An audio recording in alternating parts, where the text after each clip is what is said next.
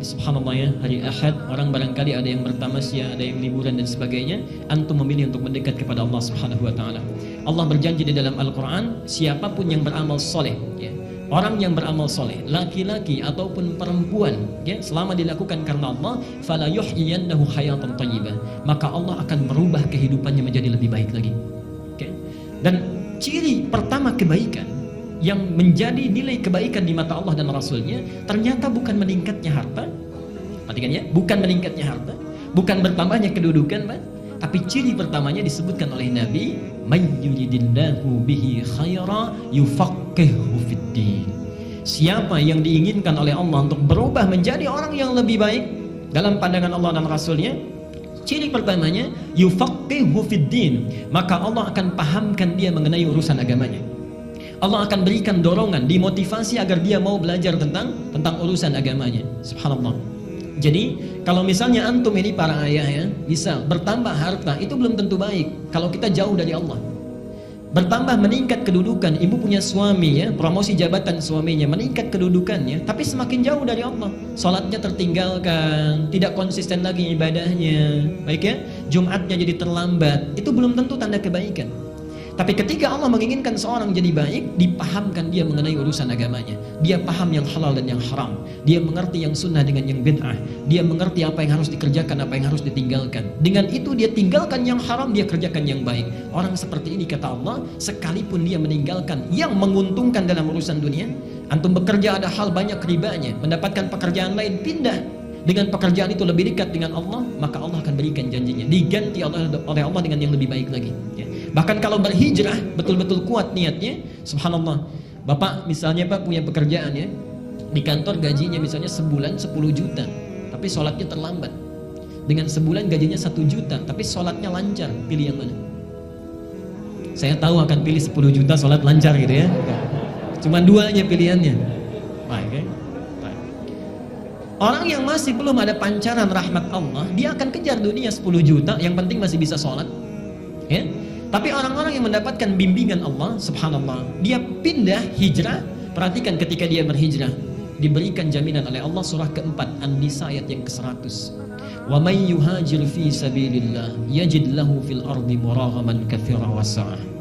Siapa yang bertekad hijrah kepada fi sabilillah, jalan aktivitas kehidupan yang ada naungan Allah di situ, lebih dekat dengan Allah, maka Allah berjanji yajid lahu fil ardi muraghaman katsira wa sa'ah.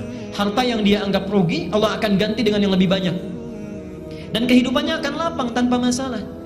Kurang dari penyakit, di rumah berkah nggak pernah ada persoalan. Antum gaji 10 juta, tiap ke rumah cekcok terus dengan istri misalnya, nggak nyaman juga ya. Gaji 10 juta tapi anak selalu sakit ya, kemudian cuci darah dan sebagainya, nggak nyaman juga ya.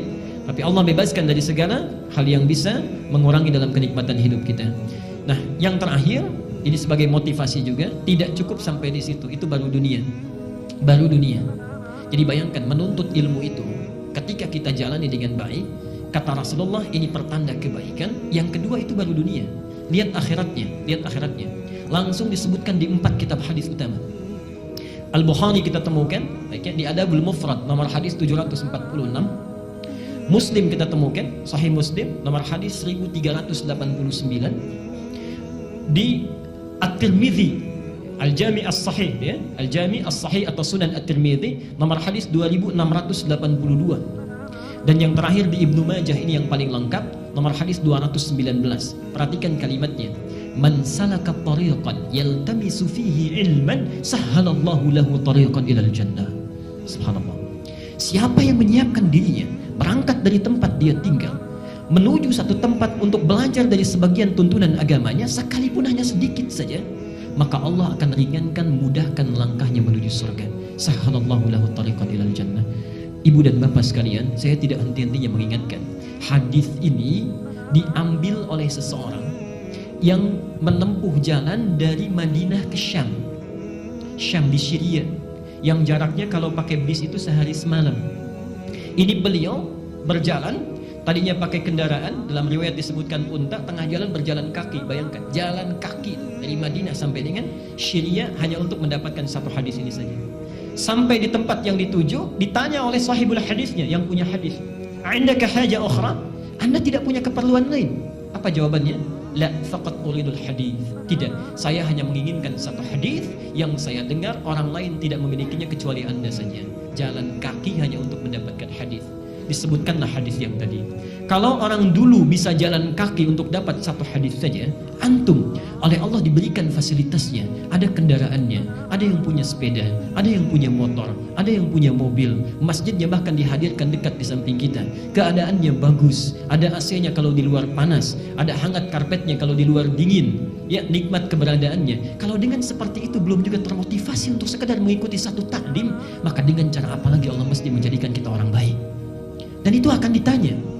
Saat antum punya rumah tetangga, jalan kaki ke sini, antum punya mobil, punya motor tidak digunakan, padahal bisa saat itu dilakukan, satu saat akan ditanya. Satu saat akan ditanya. Semoga Allah memberikan kebaikan kepada kita, dan semoga hari ini adalah hari yang dijadikan oleh Allah sebagai amal soleh kita.